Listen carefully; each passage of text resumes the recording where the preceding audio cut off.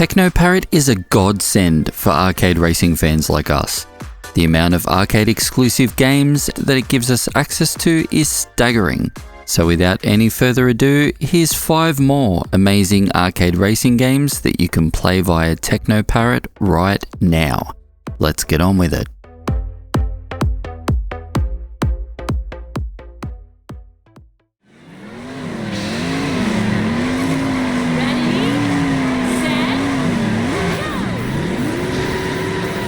Dead Heat is the Western variant of Namco's Maximum Heat. I've seen this unfairly dismissed as a dumbed-down Wangan Midnight Maximum tune, and whilst it is more of a traditional circuit-based arcade racer with bombastic overtones, both can exist at the same time and don't cancel each other out.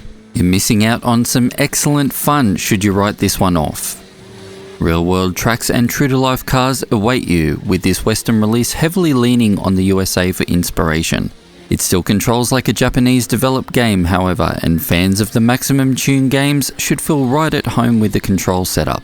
The only real additions are the NOS boosts, of which you can have up to 3 per race. Also, in what will be a pattern you will see in this video, you will also get a small speed boost if you lift off the gas quickly and plant it back down.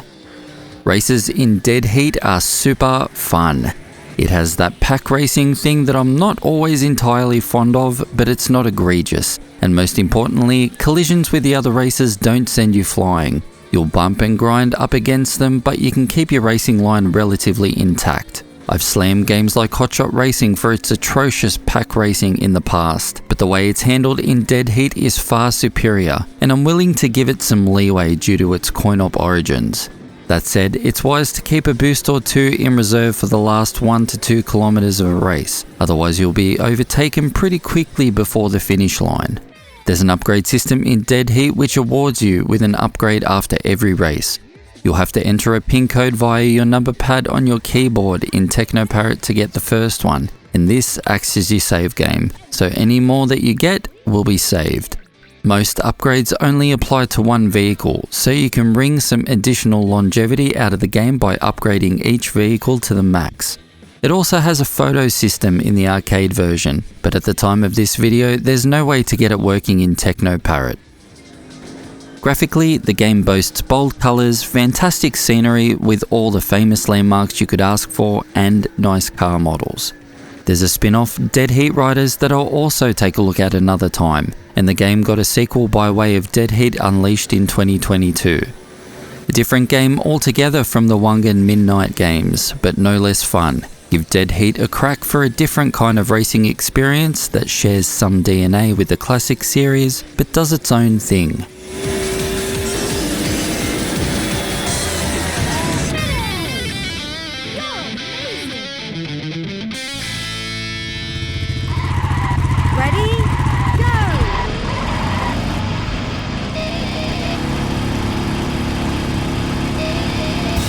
Storm Rider is a bike-based spin-off to Warlap's Storm Racer, with Storm Racer G being a game I'm a huge fan of. I reviewed it here on the channel before, the link should appear on your screen now. Storm Racer was a lot like Ridge Racer, but took the training wheels off the drifting, and the whole game was totally my vibe. The new future setting is retained here in Storm Rider, but things look a little grungier and more grounded. Races take place on tracks that befit a semi-off-road bike racer more, with forests, air bases, and desert environments, just to name a few. Control is really excellent here. You've got tight, smooth cornering, a double tap of the gas to charge ahead and boost yourself through corners faster, and all of that is propped up by the all-important boost gauge. It autofills after a small amount of time, and you'll be relying on it a lot to stay ahead. Boost recharge rates are stat dependent, and each bike features different stats with their own strengths and weaknesses naturally. I found myself favouring the bikes with the best top speeds and cornering abilities. The boost stuff I could adjust my playstyle on the fly to. Track design in Storm Rider is pretty good. Most tracks feature shortcuts, and they become pretty mandatory to take because the AI riders are all over them too.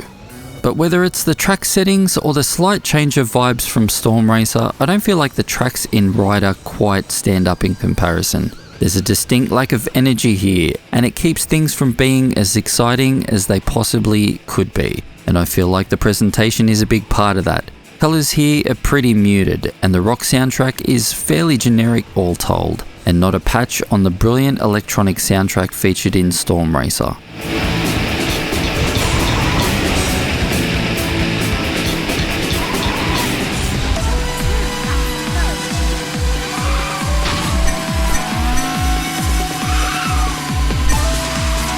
Otherwise, Rider remains attractive, smooth and blazing fast, so it definitely impresses to a certain degree. Storm Rider is definitely worth playing. It will keep you busy for a while at least, unlocking tracks and bikes as you progress. But like Storm Racer, I think a championship mode could have really put some meat on the bones and added some more variety to the gameplay. But if you dug Storm Racer, and I did, Storm Rider is absolutely worth taking a punt on.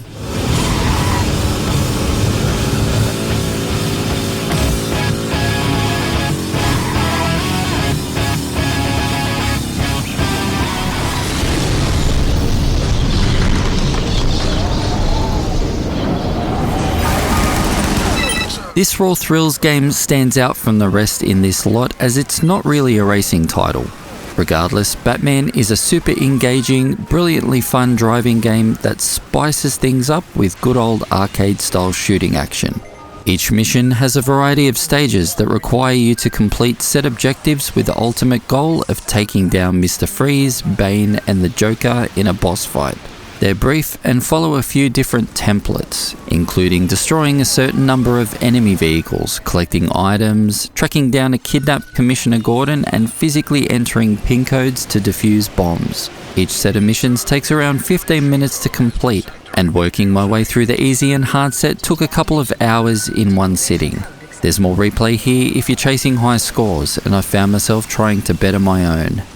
The game plays like an arcade racer, but it most definitely has a different energy to it. It takes cues from Batman Returns and The Adventures of Batman and Robin on the SEGA Mega CD, but it infuses it with elements of Taito's Night Striker games with the addition of the aerial bits and overall arcade vibes. What you likely won't get from this gameplay is that most missions are map-based and not linear courses. You can go off and explore if you like, and the very occasional mission leverages the freedom, but in general there's a time limit to abide by, so you won't get too much out of going off the beaten path.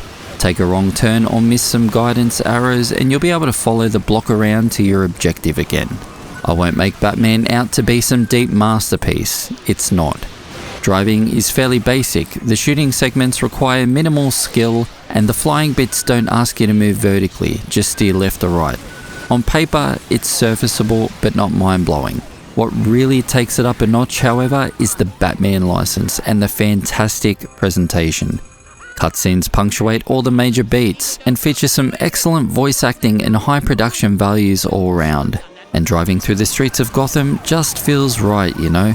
It's super flashy with some expertly crafted models, characters and environments. Batman is gorgeous. The game has set pieces galore, with boss fights being a particular highlight. Playing in TeknoParrot is perfect, barring some mismatched UI elements in the menus if you're running on higher resolution monitors. It's easily overlooked though, and in-game it's flawless. Batman is a must-play experience that I can see myself going back to often in the near future. Much more than the sum of its parts, the game is fast, pretty, and just nails the Batman vibes. Fire missiles.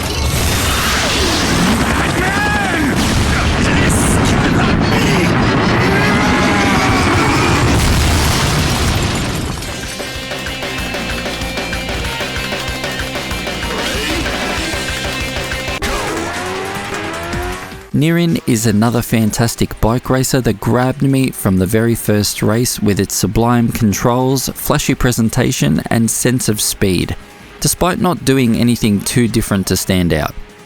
Set in Japan, all the courses take place at various locations around Tokyo in the dead of the night. There's some character here in a similar fashion to the Wangan Midnight Maximum Tune games. This is the second game in this video based on the Namco system N2 hardware. Having powered Maximum Tune 4 and 5, you should be able to jump straight into Nirin. The riders in Nirin have a bit of a grungier, harder edge compared to the glossier car racers, and have their own signature bikes. Again, the selection here is varied and all handle differently. They all boost a little differently too. Some have large boost meters that charge slower but last longer, and others have smaller boost meters that get there quicker but obviously don't last as long.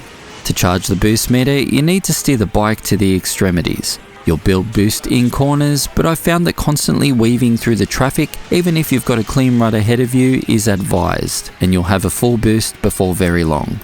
It also adds a bit of interest to the tracks, because as enjoyable as they are, most are fairly basic. You will come across tighter corners that will require you to brake and let off the gas, but they're not twisty and turny by any stretch of the imagination. So darting in and out of the traffic to build up your boost gauge adds a more strategic element to what could have been a racer lacking some excitement. Control is bang on. I originally played Nirin with a wheel, and it was absolutely sublime. I don't have my wheel set up in my makeshift studio at the moment, so I used a controller for this playthrough. It's definitely not as smooth as it is with a wheel, with some pretty touchy leaning animations and camera sway, but that aside, I had no issue with the control in the game. It's responsive, smooth, and very playable. AI riders do what AI riders are wont to do. You'll pass them, they'll creep back up, and each race is a war of attrition, in the best possible way. The presentation is also stellar. Trackside detail is good enough, and I really like the colour work here. Nirin nails the midnight racing vibes. The soundtrack isn't quite as memorable as I would have liked, but the blend of rock and electronica fit the action well enough. Still, if you've got an afternoon free, then it's worth sinking some time into Nirin.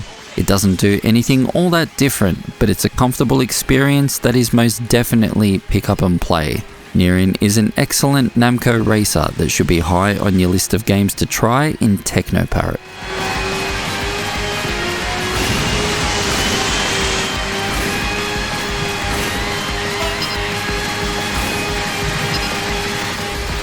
Welcome to Madagascar. Ready, set, Yet another Raw Thrills racer based on a classic license, but unlike Batman, this one hasn't flown under the radar. First unleashed in European arcades in 2016 and North America the following year, Cruis'n Blast is perhaps best known for the truly sublime Nintendo Switch port released by Raw Thrills themselves in 2021. This arcade original here is no slouch, however. What you get are much better visuals than the cleverly pared back presentation found on the Switch, and although the game is quite lean on the courses, it contains a decent amount of vehicles to drive and upgrade individually. It's probably worth mentioning that there's not a lot here that directly relates back to the classic cruising games, so if you're after that classic cannonball style race structure, you might come away disappointed. Taken on its own merits, it is, well, a blast. Races take the form of relatively short point-to-point affairs across 5 different countries that each seem to be having a Roland Emmerich moment. Get swept up in a race event with chaos and destruction happening all around you. It's up to you to drift and double tap the gas to boost and blast your way to the finish line. Easier said than done, since the AI drivers are super fast. Yep, Cruis'n Blast is yet another arcade racer where you want to fit your cars with as much boost as possible and keep some in reserve for the final stretch. The game is not subtle, and that much should be clear by now. It's all about the spectacle. But with that said, each stage is strangely replayable with plenty of shortcuts to discover, and upgrading each car to the max will take some time. A pin code setup allows you to save your game progress. I generally don't bother to save the game myself. I just pick a few cars to focus on in each play session. Controls are excellent too, and although it plays well with a wheel, I've mapped the controls to mirror the Switch version's gamepad controls. In my eyes, Cruis'n Blast is gorgeous. It looks like 7 or 8 rainbows threw up all over the game. Such is the stupendous use of colour, and I'm totally down with that. It suits the ridiculously over-the-top action to a T. The audio is definitely in your face too, with some brilliant dance music in race and future funk in the menus to get down to. Cruis'n Blast is fantastic fun, and totally worth putting on your radar. And if you've got a Nintendo Switch, that port is an absolute must-have in my books. But if you've yet to wet your feet with Cruis'n Blast at all, I'd suggest starting here with the original arcade version.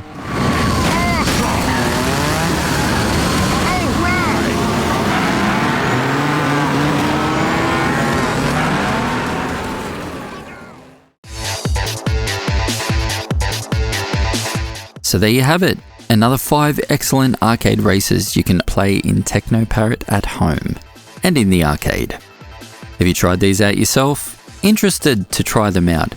Hit me up in the comments below and let me know what you're currently playing in TeknoParrot yourself. This video is possible in part thanks to my amazing ARC supporters. An extra special shout out goes out to No More Mercy. Thank you all for your amazing support. And if you like what I do here on the channel, please like, subscribe, share and hit the notification bell if you want more arcade racing content. And perhaps consider becoming an ARC supporter channel member. Perks for supporters you'll find in the description of this video. Thanks for watching and I'll see you all in the next one.